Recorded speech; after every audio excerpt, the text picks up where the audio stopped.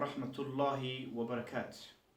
And previously, we learned the present simple, the formula of the present simple, its uses, and spelling of the third person singular. Today, we are going to look at present simple part 2. So, let us begin. In present simple part 2, we are going to look at positive, negative, and question. Positive, negative, and question. waxaan baran doonaa marka present simple maadaama aan soo baranay formulaha isticmaalka iyo qaabka loo isticmaalo third person singular he, she, it. maanta marka waxaan baran doonaa insha allahu tacaala sidii loo waxeeyo positive-ka oo hadalka iska caadiga ah. In English, we also call it affirmative na waa la dhahaa, iyo negative, iyo question, iyo su'aal diidmo, iyo su'aal. Intaasaan baranaynaa marka, okay? So, let us start. Aan bilowno. Number 1, I speak English. I speak English. Good. Waxaan ku hadlaa English-kaan ku hadlaa. Markaan rabno inaan ka dhigno negative, when you want to make it negative, we will add don't. Don't. We will say, I don't speak English. I don't speak English. I am not speak, that is wrong, dear viewers. You should say, I don't speak English. Kuma hadlo, English kuma hadlo. Question, if you look at I, subject pronoun I, haddaa aragto, waxaad ka hormarinaysaa do. wax kale ma bedelaysid, do baa ka hormarinaysaa. marka waxay noqonaysaa do I speak English. Do I speak English? Englishka miyaan ku hadlaa? And then you will put question mark at the end. meeshan dambana waxaa gelinaysaa, waxaa dhigaysaa question mark, calaamad su'aal.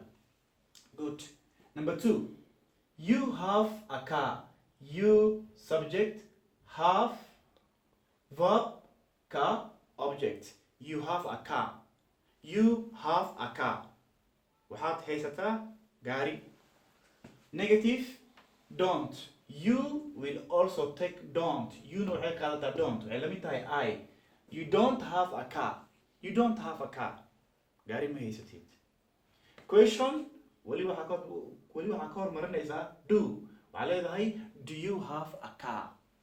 Do you have a car? gaari ma haysataa. Very good. Next, we have number 3. We live in Kenya. We live in Kenya. We live in Kenya. Okay. So this is the subject and this is the verb. We live in Kenya. Negative, waxaad ku daraysaa don't. waxaa leedahay we don't live in Kenya. We don't live in Kenya. We don't live in Kenya. Question, waxaad ka hormarinaysaa do. We, waxaad ka hormarinaysaa do. Do we live in Kenya? Do we live in Kenya? Kenya miyaan ku noolnahay? Number 4, they build houses. They build houses. waxay dhisaan guryo dhisaan. Okay. Negative ka marka, they markaad qorto, don't agelinaysaa, wuxuu kasoo hormarayaa verbka, and then it will be they don't build houses. guryo ma dhisaan. Question, they, waxaad ka hormarinaysaa do, and then it will become do they build houses? Do they build houses? Now, this subject pronoun I, you, we, and they always go together in the present simple. kuwan afartan way israacaan inta badan. Negative kooda waxaa loo isticmaalaa don't, question koodana waxaa loo isticmaalaa do. Now the third person singular, third person, she and he and it, way ka duwan yihiin. Remember last time waxaan soo baranay the spelling of the third person singular. kaasaan marka qaacidadaasaan raacaynaa. She eats. You see here? waxaan ku darnay aan ku darnay. She eats waa khalad. Very often students make that mistake. ardayda inta badan khaladkaas iskama ilaalin karaan. She eat ay dhahayaan, okay? ma fiicno. She eats sax ma aha arigaas. She eats way aan dhahdaa. She eats pizza. Pizza ma aha, waa pizza. She eats pizza. waxay cuntaa pizza. Okay, what is the negative of this sentence now? She doesn't. Now we are not using don't. هذا بيستعمل لما don't. هذا أركتيت subject pronoun she وحلا يستعمل doesn't. She doesn't eat pizza. And here is the biggest problem here. ماشان مربع that doesn't استعماله استوى كريبسا. بعدين غنيسا she doesn't eat pizza. She doesn't eat pizza.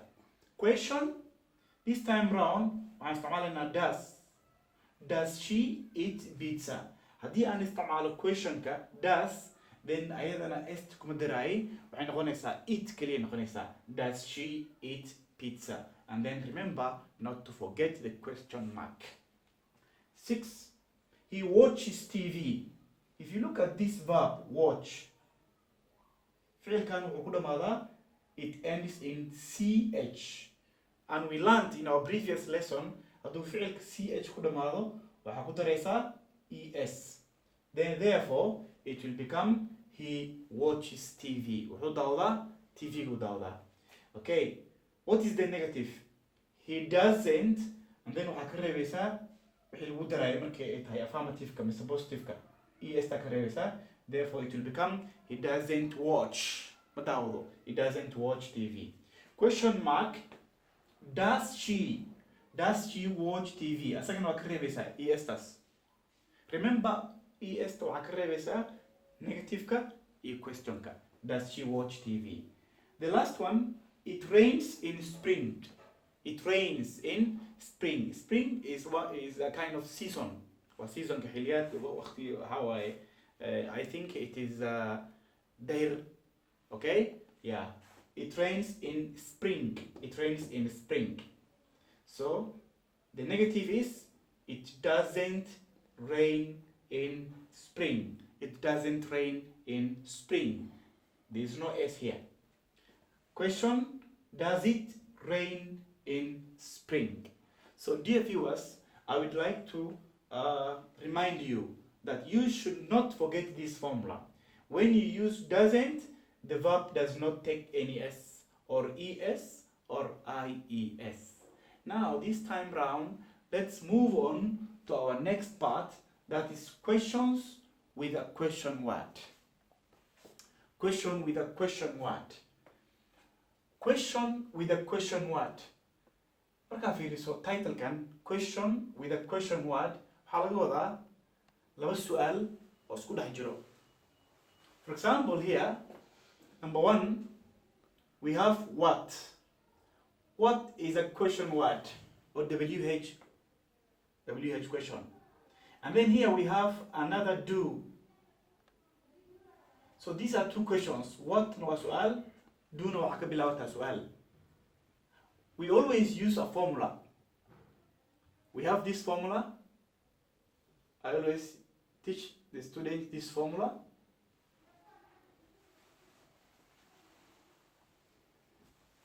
If you follow this formula, the formula Rabbit, I think it will be very easy for you. Qua, si. Okay. Qua, this is question word. A is the auxiliary verb or the helping verb. S is the subject pronoun. And I is the infinitive of fi'il ke. Let's look at this example. What, a question word. Do or auxiliary verb in the present simple. Subject wa you here. And then infinitive kena wa do. What do you do? What do you do? What do you do means what's your job? I'm a teacher. What do you do? I'm a cameraman. What do you do? I'm an engineer. So that is asking you about your job or what you do. Number 2, where? That is the question. Can you see? Auxiliary verb is do. Subject pronoun is they. And then infinitive is live. Where do they live? Where do they live? Where do they live? They live in Nairobi. Now let's move on to number 3. Who do you live with? Who do you live with? I live with my family. You can answer this question in so many ways. I live with my family, I live with my uncle, or you can say even I live alone. Number 4, which color? So here meeshaan question wordka markaa qorto eraygan colorka wali wuxuu la socdaa question wordka, then auxiliary marka inta ka bilaabanaya. Which color do they want? Which color do they want? They want blue, they want red. That is the answer. Color K, rabaan. Which color do they want? Or you can say, which color do you want? Color K rabta. Good. Number 5, why? Why do we stay here? Why do we stay here? Meeshaan maxaa u joognaa? Why do we stay here? See that? Number 6, when does she do her homework? When does she do her homework? Goormay samaysaa mise xilligay samaysaa homeworkeeda, shaqada guriga, homework. When does she do her homework? She does her homework after dinner. After dinner. Macnaha cashada, sorry, markii ay cuntada cunto kadib. When does she do her homework? Cashada markii cunto kadib. After dinner. After dinner. Number 7, how does he come to work? How does he come to work? Shaqada habku ku imaada. He comes to work on foot. Soo lugaya. He comes to work by bus. Wuxuu ku imaada bus or by taxi. Any form of transport. How marka waxa waa sidee. Number 8, how often does it rain? How often? So you can see here how and often they are together. Way isla socdaan. How often does it rain? It rains once in a week. It rains twice in a week. You know, اسبوعي هالمر, اسبوعي لaba jeer. That is about this question. So we have now question with the question word. I want you to master this. waxaan rabaa inaad maaragtay maskaxda ku qabatiin formulahan question word, auxiliary, subject and infinitive, and then it will be very easy for you to form the question with a question word. Now let's move on to another form of question. Yes or no question. Question kan wuxuu kaaga baahan yahay ha mise maya. Hadii su'aal lagu weydiiyo ha mise maya, kan iyo kan way kala duwan yihiin. Kan wuxuu kaaga baahan yahay jawaab dheer. What do you do? I'm a teacher. Kan wuxuu kaaga baahan yahay ha mise maya. Let's see. Do you speak English? Do you speak English? English kan ku hadashaa? Then you have to say yes. Remember, you should write Y in capital. Y the way in a capital qorta. Yes, like this. And then you should put here comma. Don't forget to write the comma. And then yes, I do. It is wrong to say yes, I speak. غلط. Do you speak English? Yes, I speak. That's wrong. Do you speak English? Yes, I do. Full stop. You can add more information. The other one is negative. No, I don't. No, I don't. Number 2, does she come early? Does she come early? Xilli hore miyay imaataa? Yes, she does. Yes, she does. Yes, she comes. That's wrong. Yes, she does. No, she doesn't. So if you practice more, then it will be easier for you. Remember, the more you read, the easier it becomes. Now, finally, let's move to adverbs of frequency. We usually use adverbs of frequency and with the present simple. Adverb of frequency, waxaa loo garanayaa adverbyadan sida never, sometimes, often, and always. We also have usually waan isticmaali karnaa. So we can do like this. We can do like this, okay? So here we have 0% is never. Never. waxaad weligaad samaynin waxaa la 0% au isticmaalaysa waa never. Sometimes waa 40%, qolkiiba 40. often 50%. And then here we have always 100%. You do it every time. Let's look at examples. We say these adverbs usually come before the main verb. Adverb of frequency usually come before the main verb. wuxuu ka soo hormaraa ficilka main verbka loo garanayo sida eat, full verb camal eat, play, come. So you can see here now, I underlined for you. I often eat. Eat is the main verb. So main verb kan ka soo hormaraya always. I often eat in a restaurant. I often eat in a restaurant. Inta badanaa waxaan ka cunaa cuntada makhaayadda. She never goes out on Sundays. She never. Goes is the main verb. Then this is the adverb of frequency. It comes before the main verb. She never goes out on Sundays. Maalinta Axadda banaanka ma aado. Good. Number 2. These adverbs come after the verb to be. After the verb to be. Verb to be ga gadaashiisay maraan. You have to understand. Verb to be ga gadaashiisay maraan. This is the verb to be, right? Am, is, and are, was, and were. She is always late. You can see here, this is the verb to be. Then this is the adverb of frequency. She is always late. Markasto, way soo daafaa. I am never late for school. I am. Am is the auxiliary verb or verb to be. So you can see here, never comes after the verb to be. Gadaashii say soo martay. I'm never late for school. That is all about this part.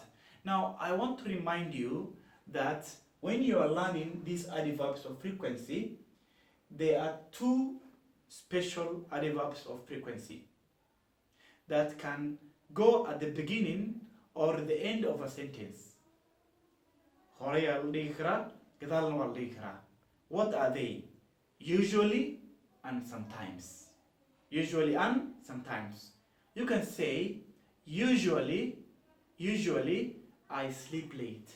Alright, soma. Hadana gadal ambarino. I sleep late usually. I sleep late usually. How about sometimes? You can say, sometimes I play tennis. Orang dignay. Or you can say, I play tennis sometimes. You see that? But the rest, you cannot put them at the beginning or the end of sentence. See that? Never, often, always, rarely, and that is all about our lesson for today, and thank you so much indeed for watching.